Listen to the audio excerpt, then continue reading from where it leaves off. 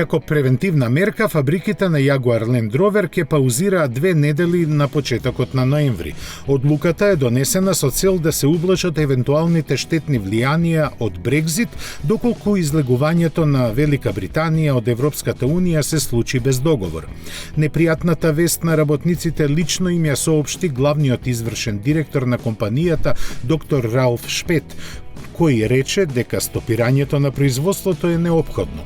Тој соопшти дека не може само да се размислува за тоа, туку мора тоа да се стори. Неопходни се 20 милиони делови секој ден кои мора да се на располагање на време, а тоа создава обврски кон добавувачите.